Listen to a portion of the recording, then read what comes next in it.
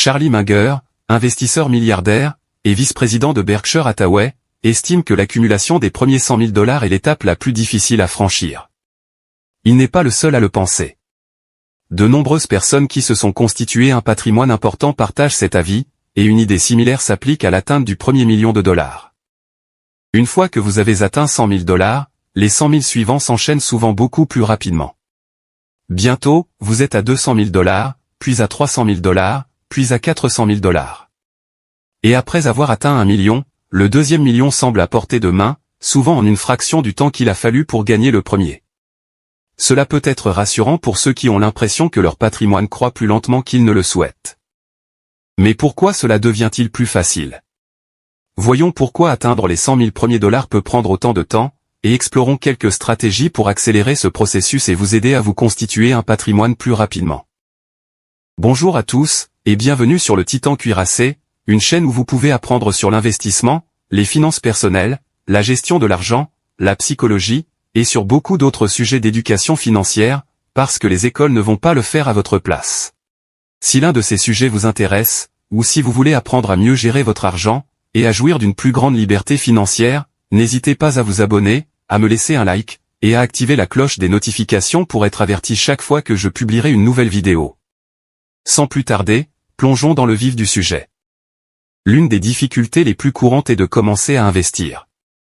Ils ont souvent l'impression que ce n'est pas une priorité, et ils finissent toujours par le mettre de côté. Très vite, beaucoup se demandent comment ils vont pouvoir prendre leur retraite. Combien de personnes connaissez-vous qui disent qu'elles commenceraient à investir si seulement elles avaient plus d'argent? Ils prévoient de commencer une fois qu'ils auront gagné plus d'argent. Mais cet état d'esprit revient à attendre qu'un feu produise de la chaleur avant d'y ajouter du bois. On n'investit pas parce qu'on est déjà riche. On investit pour se constituer un patrimoine. Une autre excuse fréquente est le risque. La plupart d'entre nous connaissent quelqu'un qui pense que l'investissement est trop risqué, et qui l'évite donc complètement. Cependant, comme pour beaucoup de choses dans la vie, c'est le premier pas qui est le plus difficile à faire. Lorsque l'objectif semble lointain, il est facile de le remettre à plus tard. Atteindre les 100 000 premiers dollars signifie que vous devez faire le gros du travail vous-même, car vos cotisations constitueront la majeure partie de votre portefeuille à ce stade. Une fois que vos investissements atteignent un montant substantiel, les intérêts composés prennent véritablement leur essor. Même si les pourcentages de rendement n'augmentent pas, les montants augmentent de manière significative. Par exemple, un investissement de 5 000 $ avec un rendement de 10% n'ajoute que 500 $ en un an, une somme facilement gagnée en travaillant quelques heures de plus, et qui semble souvent mineure. Mais avec un investissement de 100 000 $, ce même rendement de 10% équivaut à 10 000 $, ce qui représente un grand pas vers la liberté financière. Avec $1 million, un rendement de 10% rapporte 100 000 $, soit un montant supérieur à de nombreux salaires à temps plein, ce qui rend la croissance passionnante à observer. Les gens disent souvent que lorsque leur portefeuille atteint 100 000 $, ils peuvent enfin constater des progrès tangibles. Une fois l'effet boule de neige enclenché, le taux de croissance s'accélère. Au fur et à mesure que vos investissements augmentent, le processus devient de plus en plus satisfaisant, et cette excitation vous encourage souvent à développer votre portefeuille encore plus rapidement. Vous pouvez commencer à chercher des moyens d'augmenter vos revenus ou de trouver des placements à rendement plus élevé, ce qui accélère votre progression. Au lieu de dépenser 100 $ pour une soirée, vous commencerez à réfléchir à la puissance des intérêts composés. En comprenant l'impact des intérêts composés, vous aurez beaucoup plus de mal à vous séparer de cet argent, car vous verrez que même de petites sommes peuvent fructifier au fil du temps. Par exemple, dépenser 100 $ pour un repas signifie que l'argent est perdu. En revanche, l'investir peut rapporter 10 $ la première année, 11 $ la suivante, et 12 $ par la suite. Même si 100 $ peuvent sembler peu importants, le fait d'épargner régulièrement des sommes de ce type s'accumule au fil du temps. Au fur et à mesure que votre patrimoine augmente, vos options s'élargissent, ce qui devient de plus en plus évident. Lorsque vous avez épargné 100 000 $, vous disposez d'une marge de manœuvre que n'a pas une personne vivant d'un salaire à l'autre. Vous pourriez avoir la possibilité d'accepter un emploi offrant un potentiel de revenus plus élevé ou une plus grande croissance, même s'il est moins stable. Supposons que votre emploi actuel vous rapporte 50 000 $ par an, mais qu'une opportunité se présente pour 100 000 $ ou plus, bien qu'il s'agisse d'un travail à la commission. Si vous êtes dépendant de ce salaire de 50 000 $, il n'est peut-être pas possible de faire un tel saut. Mais avec 100 000 $ d'économie, vous avez la sécurité de prendre des risques calculés qui peuvent mener à des récompenses bien plus importantes. Vous avez peut-être toujours rêvé de créer une entreprise, mais vous n'avez jamais eu le capital ou les économies nécessaires pour le faire.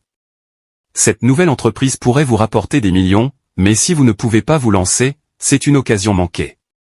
Ou encore, une occasion rare se présente dans le domaine de l'immobilier. Vous avez la possibilité d'acheter une propriété bien en dessous de la valeur du marché, mais c'est un risque considérable. Le fait de disposer d'un coussin d'épargne rend ce risque plus facile à prendre.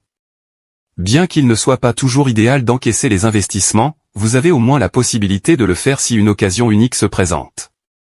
Les personnes qui ne disposent que d'une épargne minimale sont beaucoup plus limitées dans ce qu'elles peuvent faire. Dans le prolongement de cette idée, lorsque vous disposez d'une réserve financière, vous êtes mieux placé pour prendre des risques plus importants dans vos investissements. Si vous décelez le potentiel d'une action, il est plus facile d'être spéculatif lorsque vous disposez de fonds supplémentaires, sachant que si l'action ne se concrétise pas, cela ne vous ruinera pas financièrement. Dans l'idéal, vous aurez toujours d'autres investissements en place.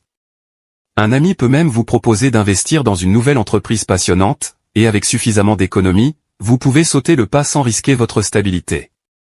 Pour une personne disposant d'une épargne limitée, investir dans de telles opportunités n'est tout simplement pas envisageable. Si vous êtes encore en train de travailler pour atteindre les premiers 100 000 $, voici quelques moyens d'accélérer le processus. Étant donné que la majeure partie de cette somme proviendra de vos propres contributions, il est essentiel d'augmenter le montant de votre épargne. C'est la meilleure façon d'accélérer votre progression. Pour épargner de manière plus régulière, cherchez des moyens d'augmenter vos revenus. Envisagez de prendre un emploi le week-end, ou de travailler quelques nuits supplémentaires chaque semaine, et mettez cet argent supplémentaire directement dans l'épargne. Vous pourriez même démarrer une activité secondaire pour gagner plus. Faites attention aux dépenses inutiles. Avez-vous vraiment envie de dépenser 100 $ pour une soirée, ou préférez-vous garder cette somme pour des occasions spéciales et épargner davantage? N'oubliez pas que cette surveillance n'est que temporaire, jusqu'à ce que vous atteigniez votre objectif, vous pourrez alors vous détendre un peu. Évitez les paiements importants pour des véhicules qui ne sont pas indispensables, car ces coûts empêchent souvent les gens d'atteindre 100 000 $, et encore moins 1 million.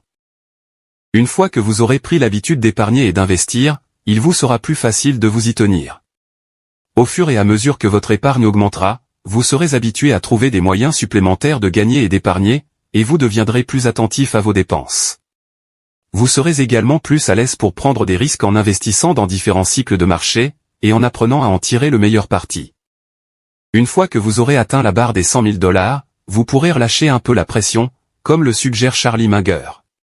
Même si le million est la prochaine étape, elle devient plus facile, car une grande partie de votre croissance proviendra des rendements composés plutôt que de vos propres contributions.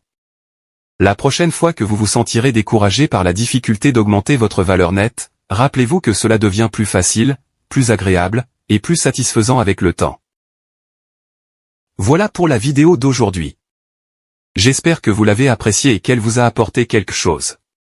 Si c'est le cas, n'hésitez pas à vous abonner, à me laisser un like, et à activer la cloche des notifications pour être averti chaque fois que je publierai une nouvelle vidéo, car j'en ai beaucoup d'autres de ce genre à venir prochainement, ainsi que des résumés de livres, et d'autres choses amusantes. Merci d'avoir regardé, et passez une bonne journée.